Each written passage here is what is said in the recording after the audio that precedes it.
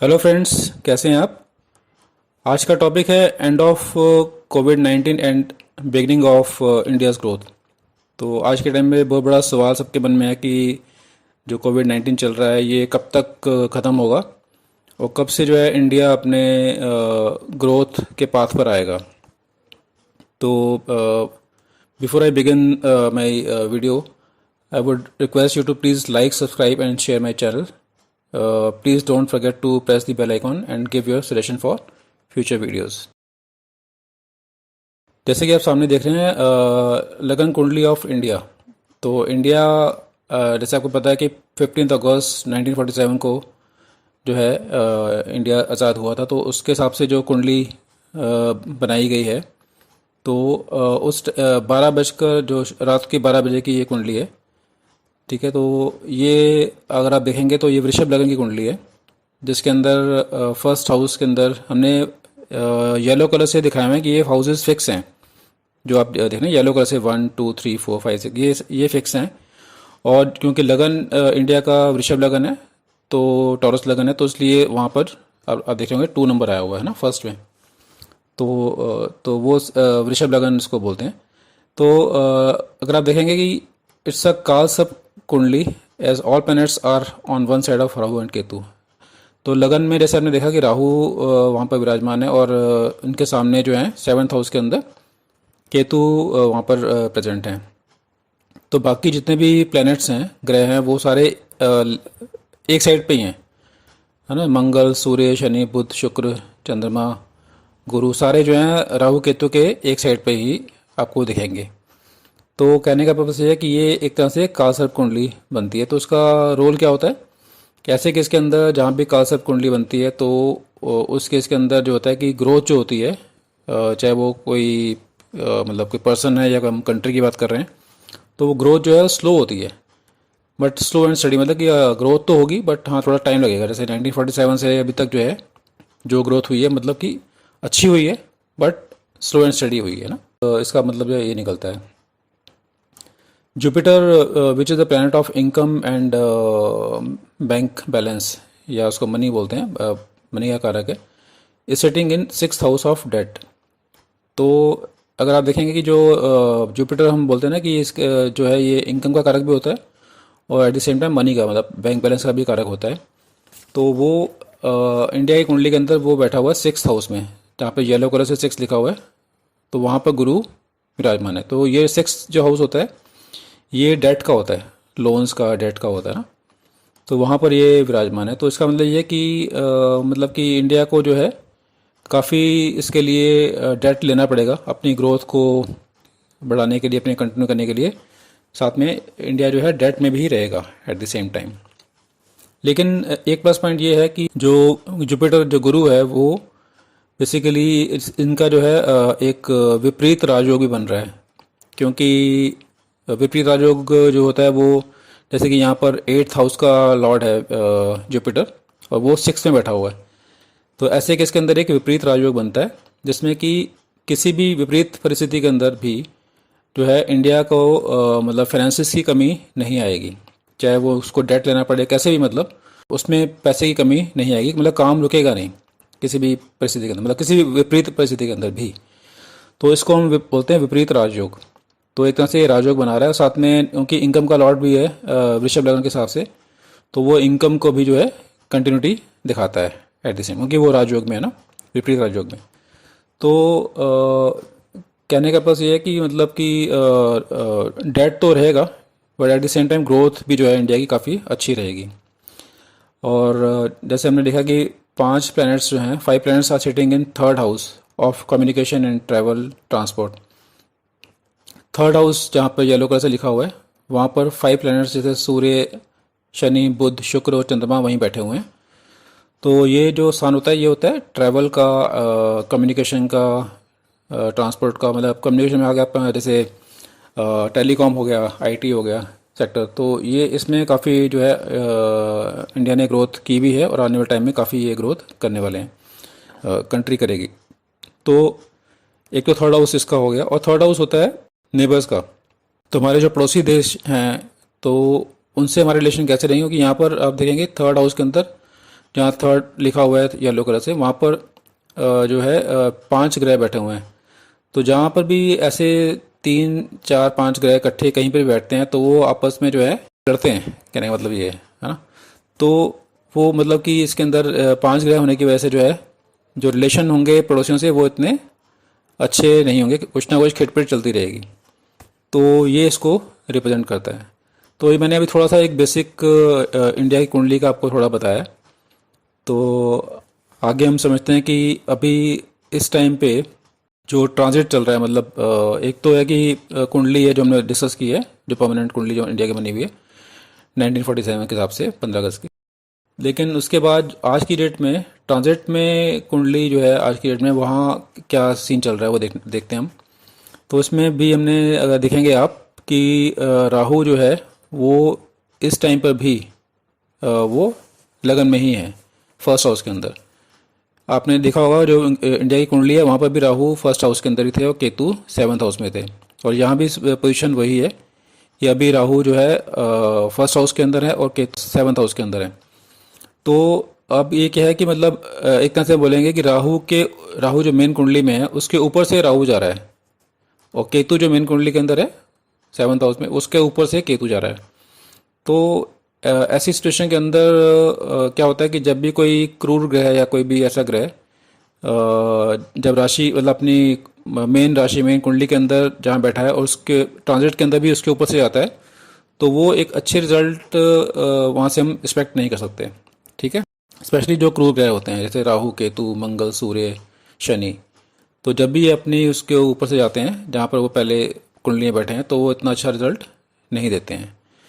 और जैसे मंगल भी अगर देखेंगे आप, मंगल भी मिथुन राशि में बैठा है सेकंड हाउस के अंदर, और कुंडली के अंदर भी वो यहीं पर ही बैठे हुए हैं। तो मंगल भी मतलब मंगल के ऊपर से जा रहे हैं ट्रांजिट के अंदर, तो एट द सेम टाइम वो भी एक अच्छा पॉजिटिव रिजल्ट नहीं देने वाले हैं जब तक वो यहाँ बैठे हैं। जैसे हमने लिखा है कि important transit Shani in 9th house of Makar rashi and on 23rd में इट विल रेट्रोग्रेड। शनि जो है अभी 9th हाउस के अंदर बैठे हैं और फिर ये यहीं पर बैठे हुए जो है रेट्रोग्रेड मतलब कि वो वक्री हो जाएंगे, उनकी जो स्पीड है वो स्लो हो जाएगी। शनि जो है 9th हाउस के अंदर, उनकी 9th हाउस से भाग्य का स्थान होता है, और वृषभ कुंडली के अंदर शनि जो है वो राजयोग कारक होते हैं। तो यहाँ पर सिचुएशन जो है मतलब 9th हाउस के अंदर इतनी बुरी सिचुएशन नहीं है, क्योंकि ये इनकम को भी देख रहे हैं यहाँ बैठ के राजयोग कारक होने के बाद, क्योंकि ये वो 9th लॉर्ड भी हैं और 10th लॉर्ड भी हैं, और वो होने के बाद जो है वो 9th हाउस में बैठे हुए हैं, अपनी स्वराशि में बैठे हुए हैं, और साथ में वो 3rd हाउस जो है इनकम को भी साथ में देख रहे हैं। तो मतलब इतनी इसको हम ख़राब सिचुएशन नहीं बोलते हैं ट्रांजिट के अंदर।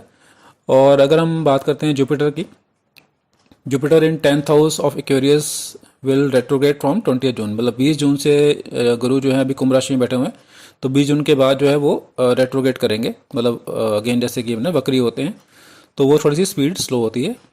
एंड कम बैक इन मकर राशि starting from 14th September 2021 till 20th नवंबर 2021। तो 14th सितंबर से लेके और 20 नवंबर तक जो वो वापस अपने मकर राशि में आ जाएंगे, शनि देव के साथ ही बैठेंगे। ठीक है, तो गुरु मतलब अपनी नीच राशि में वापस आ जाएंगे और शनि के साथ वहाँ पर विराजमान होंगे कुछ टाइम के लिए, 2 महीने के लिए, 14 सितंबर से लेकर और 20th नवंबर तक के बीच में। Rahu will remain in Taurus sign and Ketu in Scorpio sign for a whole year. तो जहाँ पर वो राहु केतु बैठे हैं वो पूरा साल यहीं पर इसी राशि में बैठेंगे। सन इन एरीज टिल 14th में, सन जो है हर महीने राशि चेंज करते हैं। अभी वो 14th 13 अप्रैल से जो है एरीज के अंदर आए हैं, मतलब कि मेष राशि में आए हैं, अपनी उच्च राशि में आ गए, और वो यहाँ पर बैठे हैं 14 मई तक यहाँ पर होंगे अपनी उच्च राशि में। उसके बाद वो फिर टॉरस में चले जाएंगे, मतलब कि वृषभ में चले जाएंगे, और वो 14th मई से लेके और 15th जून तक जो है जेमिनी में रहेंगे। ठीक है, तो इसके बाद जैसे हम देखें मार्स जो मंगल हैं वो 21 फरवरी से लेके और 13 अप्रैल तक जो हैं वो टॉरस में वृषभ में बैठे थे, वृषभ राशि में बैठे थे, जहाँ पर राहु जो है ऑलरेडी विराजमान है। तो राहु और मंगल ने मिलकर एक अंगारक योग बनाया था, जो जिसकी वजह से जो है कुछ जो मतलब 21 फरवरी के बाद जो है, जैसे हमने देखा कि कोविड के केसेस कुछ बढ़ने शुरू हुए। वो उसका एक मेन रीज़न जो है राहु और मंगल का जो युति हुई है, मतलब दोनों इकट्ठे बैठे हैं और एक अंगारक योग बनाया, जिसकी वजह से जो है केसेस जो हैं वो तेज़ी से फैलने शुरू हुए। मतलब अंगारक मतलब कि एक तरह से वो उसने चिंगारी का काम कर दिया, तो वो एक तरह से चिंगारी की तरह जो है वो फैलने लग गए।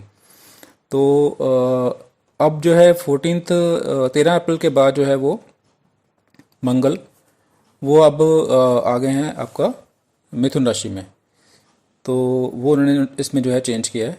तो लेकिन वो अंगारक जो पहले बना रहे थे, तो उसका इफेक्ट जो है थोड़ा टाइम तो रहेगा ही, डेफिनेटली, है ना। अ, उसके बाद हम बात करते हैं वीनस की। वीनस जो है वो 4 मई से लेके जो है वो 28 मई तक जो है टॉरस में जाएंगे। ठीक है, वीनस जो अभी चल रहे हैं, अभी बैठे हुए हैं, वो मेष राशि में बैठे हैं, एरीज में बैठे हैं। लेकिन 4 मई के बाद जो है वो 4 मई से लेकर 28 मई के बीच में टॉरस में, मतलब कि वृष अपनी अपनी राशि में आ जाएंगे, स्वराशि में आ जाएंगे। तो हमने एक नीचे लिखा हुआ पापकत्री योग इज़ देयर इन इंडियाज कुंडली। अभी जो इस टाइम पे एक पापकत्री योग बन रहा है, उसका मतलब क्या होता है कि जैसे आपने देखा लगन में राहु बैठे हैं और उनके अगले स्थान पे मंगल बैठे हैं, मतलब सेकंड हाउस में मंगल बैठे हैं, और उनसे एक पहले स्थान 12वें स्थान के अंदर वहाँ पर सूर्य बैठे हैं।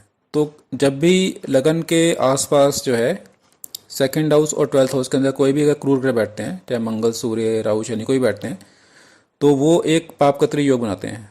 तो इस केस में हमारे मतलब इंडिया केस में जो है एक पापकत्री योग ऑलरेडी फॉर्म हो गया है।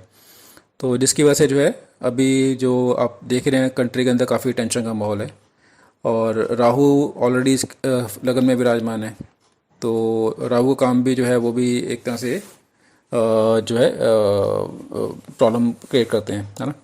तो राहु लगन में बैठे हैं और साथ में अगले स्थान में मंगल हैं सेकंड हाउस में, और पिछले स्थान में सूर्य हैं। तो ये एक तरह से पापकत्री योग बन गया। और अगर आप आपने नोट किया होगा कि सेकंड हाउस का जो लॉर्ड है बुध, वो बैठे हैं 12th हाउस के अंदर मंगल की राशि में, और 12th हाउस का लॉर्ड जो मंगल है वो बैठे हैं सेकंड हाउस में बुध की राशि में। तो एक तरह से वो आपस में एक्सचेंज कर रहे हैं राशि।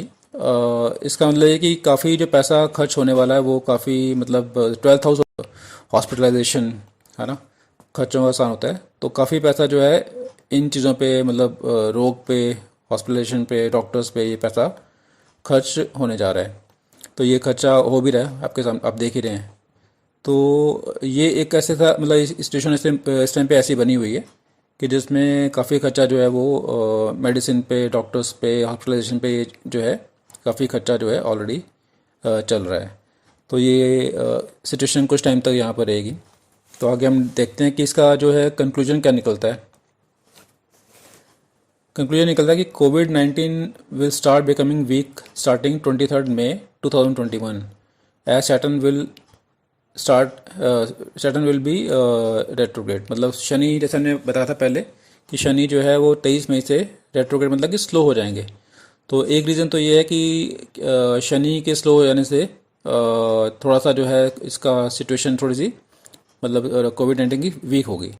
दूसरा पॉइंट है कि जो सन है वो अभी एरीज साइन के अंदर चल रहे हैं, मतलब कि मेष राशि में चल रहे हैं, उच्च के चल रहे हैं, जो कि वहाँ पर रहेंगे 14 मई तक रहेंगे। तो इसकी वजह से जैसे हमने बताया कि पापकत्री योग तो बनी रहे, है ना। तो दूसरा यह कि आफ्टर 14 मई टिल 15 जून तक जो है वो लगन में आ जाएंगे, वृषभ राशि में आ जाएंगे, टॉरस साइन में आ जाएंगे। तो वहाँ पर वो राहु के साथ जो है कंजक्ट करेंगे। तो राहु और जब सूर्य इकट्ठे होंगे तो वो एक थोड़ा सा एक shall create a confusion in medical field as it represents doctor और मेडिसिन। क्योंकि जैसे सूर्य जो है वो एक तरह से डॉक्टर को और मेडिसिन को रिप्रेजेंट करता है, और जब वो राहु के साथ आएंगे कन्फ्यूजन क्रिएट कर सकते हैं। तो ये हमें जो है इसमें थोड़ा ध्यान रखना पड़ेगा कि ये पीरियड अगर निकलता है 15 जून का, तो वो हमने नीचे लिखा ही हुआ है। जैसे इसके बीच में लिखा कि 2 June 2021 Mars will move to next sign of Cancer. Mangal भी जो है वो मिथुन राशि से निकल के उसमें अगले साइन में चले जाएंगे, कैंसर में। और इसका निचोड़ क्या है कि 15 जून के बाद जो है, so after 15 June situation will gradually be in control and month after month situation will start improving. तो ये इसका एक कंक्लूजन निकला कि 15 जून के बाद जो है सिचुएशन जो है वो कंट्रोल में आनी शुरू होगी और धीरे धीरे वो मंथ ऑन मंथ धीरे धीरे वो डिक्रीज होगी। As Jupiter moves back in Capricorn from 14 September till 20th November 2021 and joins Saturn over there, मतलब जब जुपिटर एक बारी वापस, जैसे मैंने पहले कहा था कि कैप्रिकॉर्न में आएंगे मकर राशि में, अपनी नीच राशि में, और वहाँ पर शनि देव ऑलरेडी विराजमान है, तो वो 2 महीने के लिए वहाँ पर आएंगे, तो वहाँ पर थोड़ी सी प्रॉब्लम फिर क्रिएट हो सकती है, बट ऐसा मतलब इतनी उसमें वेलोसिटी में नहीं होगी, क्योंकि ऑलरेडी काफ़ी लोगों ने उस टाइम तक तो वैक्सीनेशन भी करा लिया होगा और काफ़ी लोग इस टाइम पे अलर्ट भी हैं, तब तक भी अलर्ट रहेंगे, तो आई थिंक इतना इसका इम्पैक्ट ज़्यादा नहीं आएगा। और अब हम बात करते हैं कि इंडिया के ग्रोथ स्टोरी के बारे में। जैसे कि मैंने लिखा कि as per numerology also India will be in its 75th year after independence, तो स्टार्टिंग 15 अगस्त 2021, तो 15 अगस्त 2021 को जो है इंडिया जो है अपने इसके बाद जो है 75th ईयर में आ जाएगी, क्योंकि 74th ईयर बनता है, तो इंडिया का 75th ईयर स्टार्ट हो जाएगा। तो इसका टोटल क्या आता है, which comes to 3, total comes to 3, 7 + 5 अगर ऐड करेंगे तो वो 3 बन के आएगा। एंड इंडिया का अपना टोटल भी जो है, इंडिया का टोटल जो है 12 आता है इज इक्वल टू 3।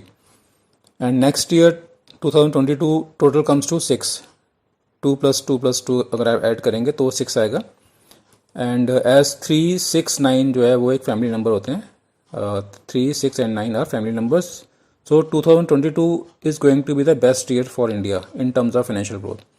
तो फाइनेंशियल ग्रोथ के पॉइंट ऑफ व्यू से जो है 2022 जो है वो काफ़ी ही अच्छा जाने वाला है। जैसा इसमें हमने इंडस्ट्री मेंशन की है, कौन सी इंडस्ट्री जो उसमें ज़्यादा अच्छा करेगी, specially for entertainment, media, hospitality, automobile, jewellery, hotel, travel, interior designing, fashion, cosmetics, electronics, phones, computer, IT and real estate industry जो है ये काफ़ी अच्छा करने वाली है। तो कोई भी अगर शेयर मार्केट में मतलब इन्वेस्ट करते हैं लॉन्ग टर्म के पॉइंट ऑफ व्यू से, तो आप इन शेयर्स में आप दे सकते हैं और वो उसको आपको होल्ड करना चाहिए, 2022 तक आपको वेट करना चाहिए।